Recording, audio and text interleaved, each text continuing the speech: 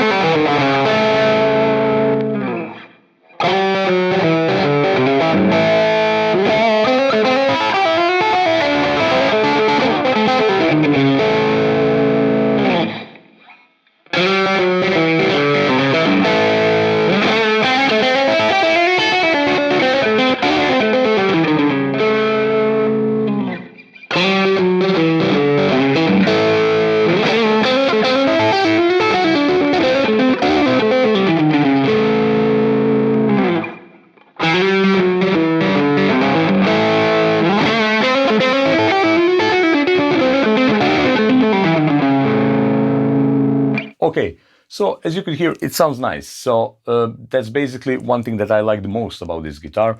It has a pretty good sound, well-balanced pickups. Again, I don't know their exact specifications, but they sound pretty nice on clean. Every position has a really distinctive sound. There's quite a lot of difference between positions. Some guitars doesn't have that. What else I like? Action. I managed to set this guitar with pretty low action, very low, which is going to be great for beginners. Also, intonation is spot on through the neck. I also haven't noticed any dead spots or somewhere, when I'm playing on the neck, or some issues with the neck at all. It's very nice. The pot has a nice taper, reacts very well. There's no any excessive noise from guitar. So that's the things I like. And obviously beside the price tag, which is very good.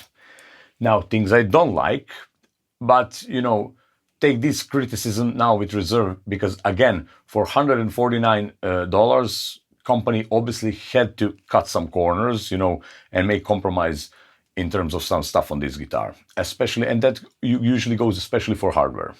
So nevertheless, it's not a big deal, but main issues is first bridge. Bridge is, no matter how hard I try to set it up, it feels very stiff. And it also, it's going to be fine for, some gentle vibrato or something. Gentle, work with the tremolo arm. But if you go anything crazy, it's going to throw it out of tune, guitar. So it's not for, for some crazy stuff. And toward beginners, just so they can, I guess, work with the tremolo arm and stuff like that. Second little issue would be definitely this nut. So this nut is made from ordinary plastic, and I can feel, when I bending, and maybe even her, when I bending strings or working with the tremolo arm, I can hear a string pinging here, in the nut, which means obviously they're getting stuck. That's usually issue with, with very cheap nuts. So what would be cure for that? Basically, either to put some lubricants, I haven't tried, or just change the nut, with some Tascal or, some self-lubricating nut. Also, tuners are not that bad. They could be better. They're not super precise. They have some empty, sometimes when you try to retune the guitar, they have some empty kind of.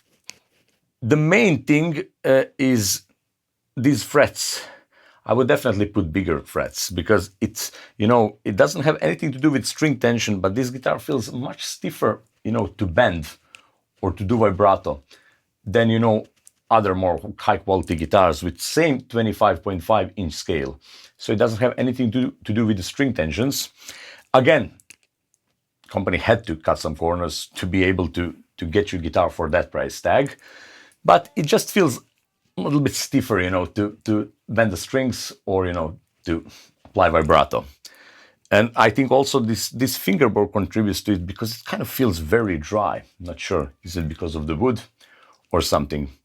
So yeah, I think taller and wider, some jumbo frets would be much more suitable for this kind of guitar. And basically that will be it. Again, $149. It's actually not a big deal, especially, when I mentioned that it needs a better bridge. If you take in consideration the fact that good guitar bridge that comes on, more expensive guitar or very expensive guitars, that goes from $150 to $350, which is, come on, it's a price just for bridge that you're paying. It's a price of this full guitar, or even double. So some bridges only cost double than this guitar. So taking that, into the fact, this is not that bad at all. So yeah, that would be basically it. So to wrap it up, would I recommend this guitar? For beginners, yes, definitely.